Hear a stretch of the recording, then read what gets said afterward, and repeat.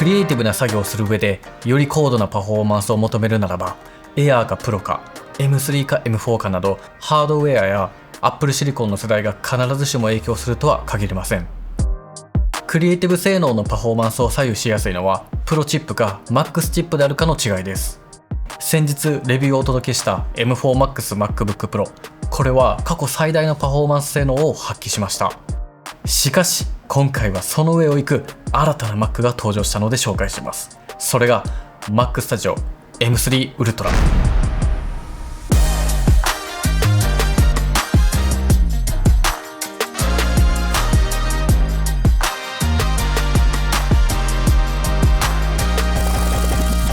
ということで皆さんこんにちは、アキヤです。今回はじゃん Mac Studio M3 Ultra が到着しました。しかも今回フルスペックです。厳密には SSD だけ 8TB、16TB ではないんで、ストレージ容量だけはフルカスタムではないんですが、他の性能は全てフルカスタム、フルハイスペックのモデルになっております。今回ありがたいことに先行レビューの機会をいただきましたので、このね、パフォーマンスがどの程度なのか、どれぐらいのね、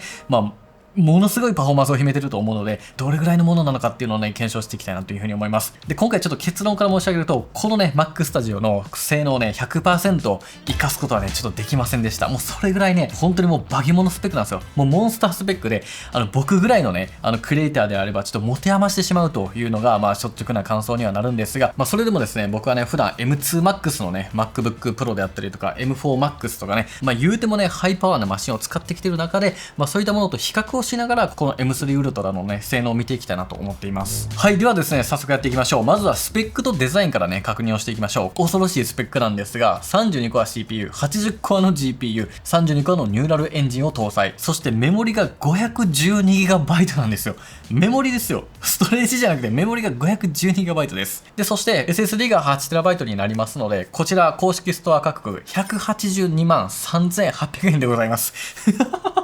パフォーマンスもエグいけど、ちょっと値段がやばすぎますね。ちなみに 16TB のね、モデルであれば、値段がね、218万3800円となりますので、さらにね、上に行くことになるんですけれども、いやー、結構いかついね、ものになってますよね。でね、ちょっと今ね、編集中でね、使ってる M4Max のね、MacBook Pro に関してはですね、最小モデルが52万8800円から、で、一方でこの Mac Studio の M4Max モデルであれば、32万8800円から購入することができるので、だいたいね、スタジオであれば、マイナス20万円ぐらいでね、M4Max をね、チップをね、購入することができるんですよ。なので、コストパフォーマンスはかなりいいですよね。もちろんね、こういったモニターっていうのが必要にはなってくるんだけれども、とにかく M4Max チップが欲しいみたいな方には、結構スタジオはありかもしれないですよね。というのもね、今回の Mac Studio は M4Max チップ、そして M3 Ultra チップの2つのものから構成をすることができます。で、なぜね、M4 Ultra ではないのかっていうところなんですが、これどうやら M4 Ultra っていうのは、そもそも多分登場する可能性がかなり低そうなんですよね。M3 とか M2 Ultra って存在していて、それはね、MAX チップのウルトラフュージョンコネクターっていうのがあるんで、それを MAX チップを2つ重ねることでウルトラになってるんですが、この M4Max に関してはそのウルトラフュージョンコネクターっていうのが搭載されてないようなんですよ。なのでそれを合体させて MAX っていうのは、今回はもうちょっと登場しない可能性がね、極めて高いという風になっているとのことなので、今回は M3 Ultra になったんじゃないかなといったところですね。今回ね、僕結構狙ってた Mac Pro が発表されなかったので、もしかしたらそれは M5 かもしれないですね。はい。ちょっと僕はね、それもね、今後期待していきたいなというところなんですけれども、現状最強のチップっていうのは M3 ウルトラチップというところになってきております。ではですね、デザインのところを見ていきたいと思うんですが、サンダーボルト5ポートが2つ、そして SD カードスロットが1つございます。M4Max の方はサンダーボルト4かなになってるので、ちょっとここではね、差別化がされています。で、次、背面を見てみましょう。少しね、コードがあるのですが、サンダーボルト5ポートがなんと4個もありますと。で、しかも USB3、USB-A ポートも2つあるんですよね。これがね、結構非常にありがたくて、実はですね、こちらの Mac mini、新型のね、Mac mini も、ちょっとね、俊介なモデルがあるんですが、Mac mini はね、USB-A がもうなくなりました。はい。なので、これ結構僕的には嬉しいところですね。で、HDMI2.1 ポートも1つあって、10GB イーサーネットポート、そして 3.5mm ヘッドホンジャックが1つあるといったところですね。はい。で、Mac mini と比べるとサイズ感はこんな感じになります。だいぶとね、小さい。でもね、何かデザイン感っていうのはね、すごく統されていて、すごくね、似てるなという印象があるんですが、これぐらいね、違うというところになりますので、結構ね、この Mac mini のね、やはり凄さっていうのが、より際立つんじゃないかなと感じました。で、実際にこれら使って少し感じることは、ヘッドホン端子ですね、3.5mm のイヤホンジャック、ヘッドホンジャックっていうのが、Mac mini は前面にあるのに対して、Mac Studio は背面にあります。こちら側にあるので、ちょっとね、そこの抜き差しっていうのは、少しね、手間だなというふうに感じました。で、Mac Studio はね、電源ボタンがこちらにありますので、ここは押しやすい。ただ Mac mini は背面になるので、ちょっとね、その辺はわずかにね、デザイン性っていうのは違いっていうのがあったりはしています。ということで、実際にね、これデスクにね、置くサイズ感みたいなところで見ると、ちょっとスタジオディスプレイを用意しているので、はい、ここにね、すっぽり入るんですよね。スタジオディスプレイのここをくぐれるというのが、僕的にはね、本当によく考えられてるなと思います。なんといってもね、この Mac Studio 本体のデザインと、スタジオディスプレイのね、この、はい、カラーとかっていうのが、ものすごくね、マッチしますので、やっぱり一番ね、しっくりくるようなデザインで使うことがね、できるんじゃないかなと感じています。で、ちなみにこの Mac Studio の音質をね、ちょっと見ていきたいと思うんですが、結構大きいし、この Mac mini がね、割とね、この音質が良くなってるんですけど、Mac Studio はね、どうなのかっていうのをちょっと聞いてみましょうか。一旦ちょっとこの Mac Studio 本体のね、音質を見てみてください。こんな感じです。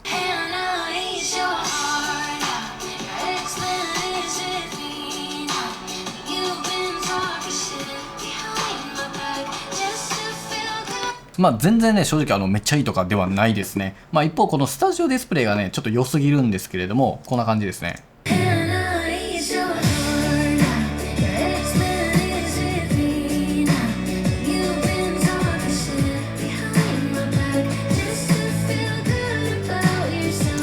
はい、こんな感じで違うので、正直ね、全然違うし、この Mac Studio の音質に関しては Mac mini と比べたんですけど、あんま変わらなかったです。これが大きいからといって、なんかオーディオがめっちゃいいとかは特にはないと思います。ということで、ここからはですね、ガチガチにパフォーマンスをね、検証していくようなパートに入っていこうと思います。まずはベンチマークスコアを検証してみました。今回検証したのは4機種で M2 Max MacBook Pro、M4 Pro 搭載の Mac mini、M4 Max の MacBook Pro、M3 Ultra Mac Studio になります。これ面白いのが、シングルスコアに関しては M3 Ultra よりも M4 Max の方がやはり強いんですよね。このシングルスコア CPU とかっていうのはやっぱり資料作成、ウェブブラウジングとか、あとはオンライン上での編集、例えば Canva とか Notion とか Squarespace とか、なんかそういったホームページ制作をオンライン上で完結するのはやっぱりこういったところがね、大事になってくる気がしています。ただですね、GPU 性能っていうのはもう圧倒的に M3 Ultra がもうずば抜けていました。M4 Max でもかなりね、優れているような印象はしてたんですけども、やっぱりそれよりもはるかにね、上回るスコアが出ていたので、やっぱりね、この GPU、グラフィックスっていうのはもうこのウルトラシリーズがね、やっぱりね、素晴らしいなと感じますね。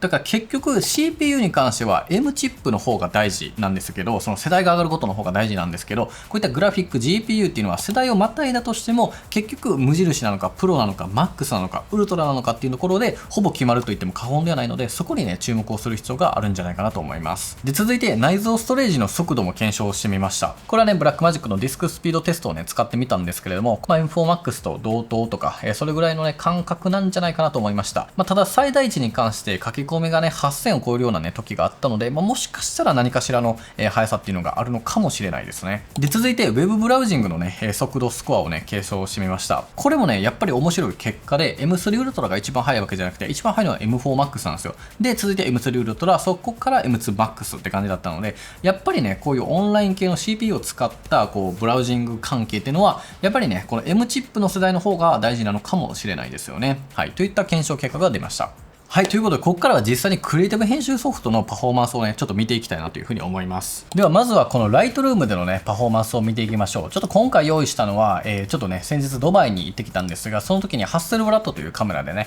撮影した写真たちになります。500枚ほどあるんですが、1億画素のね、ロー写真を撮っていますので、かなりヘビーな、写真のね、編集と、あと書き出しがね、必要になってきます。で、ちょっとですね、今回現像の中から、一つの写真をノイズリダクションをかけてみましょう。これがどのくらいの速さでできるのかというところですね。ノイズ除去をじゃあね、毎回やっている 25% の適用量にして、これにね、実際にかかる時間をね、少し計測をしてみようと思います。それでは、いきます。用意、スタート。お、早っ。待って。待って、めちゃくちゃ早いかもしれへん、これ。もう終わるんじゃないかな。もう終わりそう。はい。25秒ぐらいですね。ちょっとラグがあったんですけど、25秒ぐらいで1枚の 25% ぐらいのノイズリダクションをやることができました。早いわ。これめっちゃ早いわ。で、大体こういったね、操作感っていうのはもうほぼほぼもう全く問題なくね、使えますので、もうここはあえてやりません。ではですね、この1枚から530枚のこの1億画素の大量のこの写真データ、そして全てを編集しているデータですね。粒子をつけたり、色を変えたり、傾き補正をやったりとか、全て編集をしたこのデータを書き出してみました。圧倒的に M3 ウルトラが早い書き出し時間となりました。僕が持ってる M2Max の、MacBook Pro でも66分かかったんですが、だいたい16分で終わってしまうような結果となりました。ただこれに関してはちょっと僕疑ってるぐらいあまりにも早いんですよね。書き出し設定とか間違いなく合わせてるんですけど、ちょっと極端に開いちゃってる気がしてるんですよ。で、ましてやこの M2 Pro Mac mini に関してもちょっと爆速の28分とか29分とかで終わっちゃってるので、ちょっとこれに関してはなぜかっていうのが僕の中でもまだ疑問には残ってるんですね。正直ね、M2Max、M4Max の MacBook Pro よりもあまりにも速いっていうのと、Mac mini でもめっちゃ速いっていうので、もしかしたらこのデスクトップ型の方がなんか写真の編集というか、写真の書き出しに関してはめちゃくちゃパワフルにできるのかなみたいなとこも、ちょっと今疑ってはいてて、ちょっとね、まだなぜこんなに速いかっていうのが確実なことがまだ言えないんですけれども、とはいえね、ちょっとお伝えしたくて、一応ね、これ検証結果をね、出させていただいています。ちょっとこれはね、一参考にね、留めておいてほしいなと思うんですが、とはいえ、やっぱりこの M3 ウルトラっていうのは写真の書き出しとかでも爆速にね、できるっていうのはね、一応事実としてあるのかなと感じております。はい。で、続いてはですね、DaVinci Resolve でのね、編集の感じをね、見てみようと思います。こちらの動画はですね、ハッセルブラッドのレビュー動画に、作ったもので、35分ぐらいのね、尺になっています。結構、頑張って僕使ったんで、割とね、僕が出せる、最も高度な、編集作業だったらこんな感じかなといったところになるんですが、このね、ちょっとパフォーマンスを見てみましょう。もうとりあえず、こういった、簡単にプレビューするっていうのは絶対止まることはありません。ただ、このプラグインが入ってくるとどうなるかというところなんですけど、はい、例えばですね、このような、ちょっとテキストのアニメーションのプラグインとかをすると、はい、でも言うて再生は綺麗にできてますかね。はい、モーション VX のものを使っています。で、これの解像度が今しっかりと 4K ですね。はい。4K クオリティで2枚重ねたら、こんな感じの動作感ですね。いけてますね。はい。ちょいカクつきはあるけどって感じかな。これ1個だと余裕でいけてますね。はい。って感じになるので、いや、これ再生しちゃうんか。これね、僕まだ今のところできた PC なかったんですけど、こんなんできちゃってますね。他にも少しね、エフェクトをちょっと追加してみましょうか。例えば、こういったタイトル系はね、ほぼ問題なくできそうな感じがしてるんですが、例えばこのモーション VX の、比較的重たいこれを追加して、これを 4K クオリティにしますと。はい。で、再生してみると、はい、こんな感じですね。でも、プレビューは割と綺麗にはいってますね。はい、でこれちょっとミストプライライトディフューズのものを入れてみると、いや動くわ。全然動くわ。これヴィンテージ系のものとかを入れてみると動くわえ、動いてる動いてる、すごっ。でこのモーション VX のこのトランジション系ですね、この MV 系のトランジションめっちゃかっこいいんですけど、この辺入れてみましょうか。ちょっとじゃあ4連チャンぐらいで流してみましょうか。トランジション4つ入れて、はい、これでどうかな。こっから、はい、綺麗にいけた。いけた。いけた。マジか。で、あとはちょっとノイズリダクションを見てみましょうか。このような動画の場合に、ノイズリダクションを、例えば、じゃあ、結構がっつり 20% ぐらいかけてみましょう。やばいやばい。全然動いてるわ。ノイズリダクション、これ書き放題になってるかもしれへん。いや、これはすごいね。ノイズリダクションここにもね、ノイドあるんですけど、これダブルでかけても動いとるな。えぐいな。じゃあちょっとこのマジックマスクも画質優先で切り抜いてみましょうか。こんな感じで、どうかな。これでトラッキングの速さ見てみましょうか。速っ。トラッキング速度今9フレームだから、ほぼ半分の時間でこうできちゃうってことか。これ早くないこれはありがたいんじゃないの早っしかもめっちゃ綺麗。画質優先でこれやからだいぶ早いと思いますね。はい、ということで、こういったプロジェクトを僕35分間のレビュー動画を作ったりしてるんですが、これの書き出し時間もね、比較をしてみました。結果はこのような形となりました。35分の書き出し時間にかかった時間、なんと M3 ウルトラ7分36秒で終わっています。M4 Max MacBook Pro ですら10分超えだったのに対して7分で終わっていますね。で、ここは正しいなと思ったんですが、M4 Proプロチップの場合ですよね。これはやっぱり18分かかっていますので、やっぱり僕がね、もともと使っていた M2 Max よりも M4 Pro であったとしても、こっちの方が遅くなると。なので、やっぱりこれでは動画の書き出しっていうのは、Apple Silicon の世代っていうよりも、プロか Max か、あるいはウルトラかっていうので、大きくね、変わってくるっていうのが、やっぱりここでね、結論付けることができてるんじゃないかなと、個人的には感じております。ではですね、さっきのは YouTube 系のね、ものだったんですが、こっち MV ですね。ちょっとこれ僕が過去に作った MV なんですが、これは 8K のビデオローデータとかになってきます。で、尺は3分ぐらいではあるんですが、ちょっとね、撮影した素材が多くて、こんな感じのレイヤーになってるんですけど、これね、正直、今まで当倍で動いたことないんですよ。これまでに検証してきた Mac の中で。っていうぐらいめちゃくちゃ高負荷なものがかかっています。ちょっと見てみましょうか。はい。あ、いけてますね。いけてますね。ちょっとこのダンスら辺のシーンはそこまでレイヤー重なってないんですけど、この辺で重いんだけど、でも全然見えるな。間違いなくこれ今までで見た中で一番早いですね。明らかに当倍に近いぐらいでの見れてます。ちょいやっぱ価格付けはあるけど、こんだけ見れてたら十分。ここのね、フレームはもう完全にフルでいけてますので、マジか。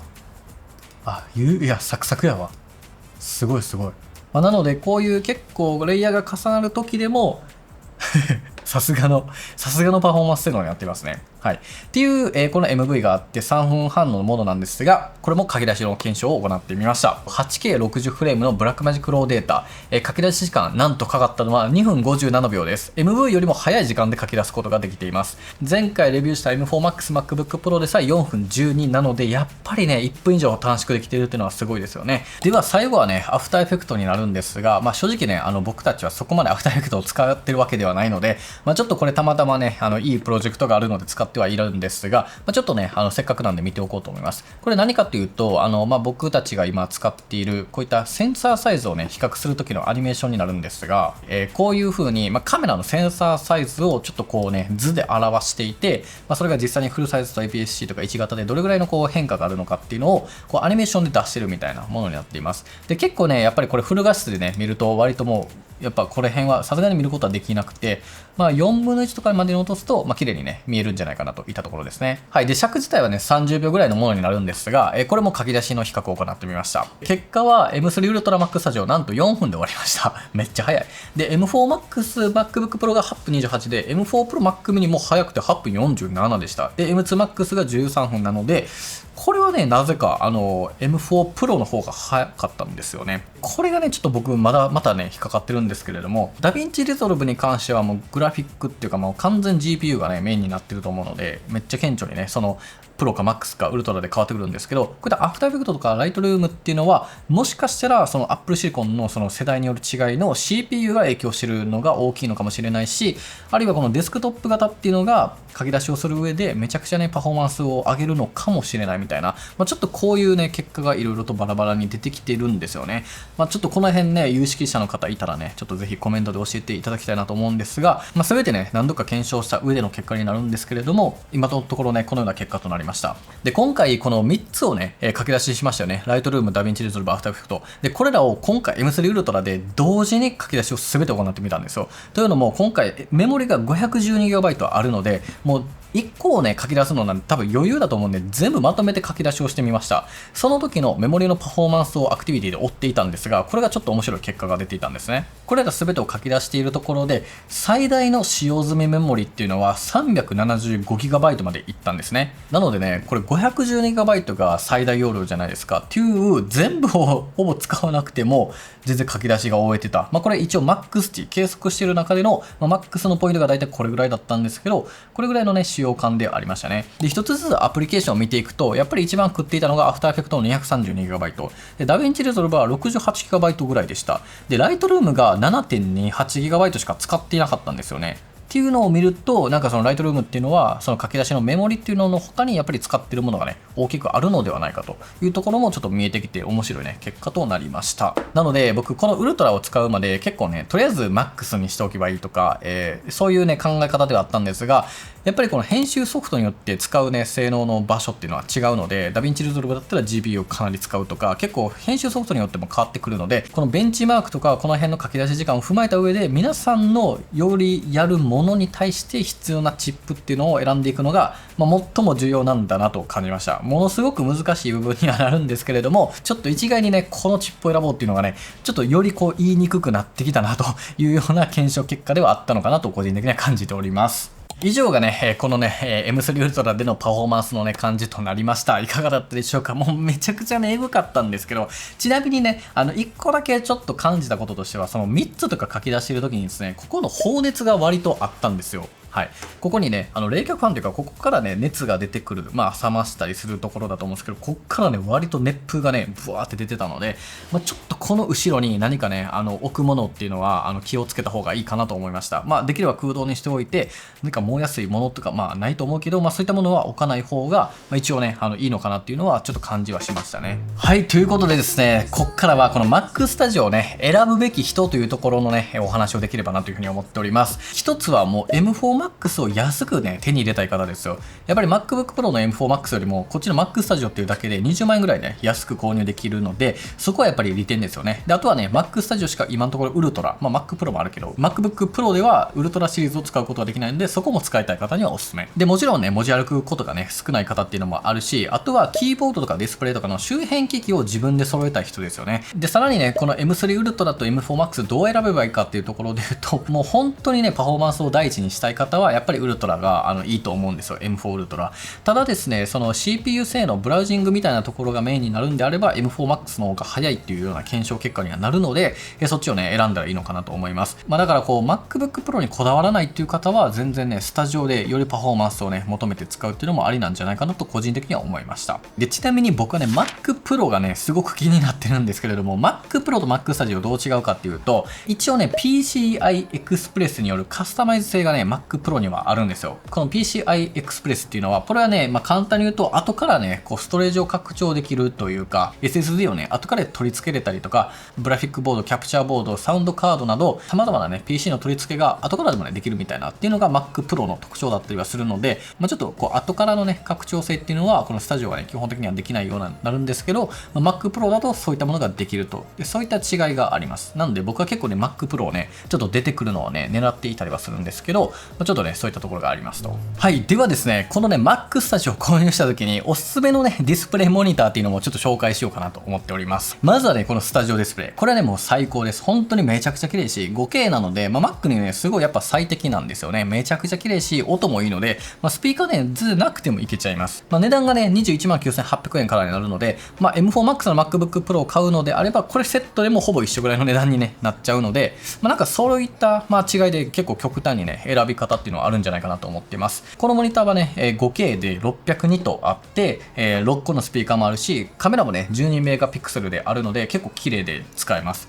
ちょっと端子はねサンダーボルト3が1ポートと USB-C ポートが3ポートっていう、結構ね貧弱な端子類にはなるんですけれども、でもねめちゃくちゃ綺麗なんですごく気に入ってはいます。ただよりね色再現性とかよりこうねもっと大きな画面、これ27インチになるんですけど、32を求めるなら XDR ディスプレイの方がおすすめで、ただこっちはちょっと高すぎるのでちょっとねおすすめはできないし、僕もねちょっと手が出せないので、一応こういったものもあるということをお伝えしておきます。で逆にね現実的な本当にね買いやすい価格のモニターというのが1個あって、それがベンキューさんの MA320U というねモニターですね。ちょっと今僕ねここにもあるんですけれども、それ32インチで10万8000円、27インチで8万7000円というところで、これはね結構いいですよ。僕これもねレビューはしてるんですが、厳密には 31.5 インチで 4K ディスプレイで550ニットになるので、割と明るいし、もちろん USB-C ケーブル1本で接続できるし、 MacBook 専用のねカラーを表示できる MBook モードっていうのもあったりするので、これはもう Mac 向けにね設計されたようなモニターになってるので、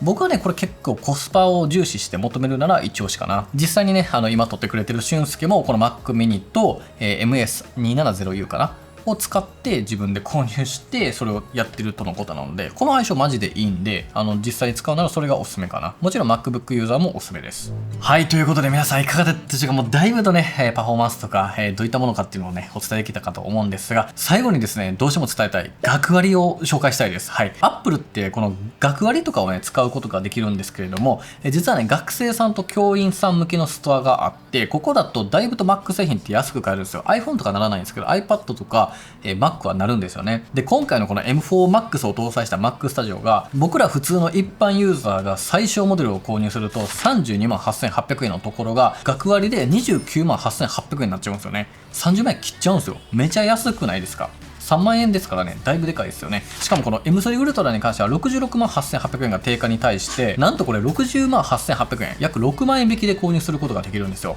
ぜひね、この学生さんとか教員の方とかは、このね、ストアで専用でね、購入していただくと、よりね、お得にね、購入できるんじゃないかなと思います。ということで、皆さんいかがだったでしょうか。今回 Mac Studio をご紹介させていただきました。で、このね、一本前の動画では、こちらスカイブルーのね、MacBook Air M4 ですよ。こちらもね、しっかりとレビューをね、させていただいたので、今回もね、皆さんのね、お役に立ててたらすごく嬉しいなというふうに思っております。で、他にもね、M4 シリーズの Mac のね、ラインナップすべて多分僕網羅したかな、レビュー動画全部出せたので、よかったらですね、こちらの M4 ファミリーのね、Mac のね、レビューもね、すべて一緒にね、見ていただけるとすごく嬉しいなというふうに思っております。ということで、最後までご視聴いただきありがとうございました。ではまた次回の動画でお会いしましょう。バイバイ。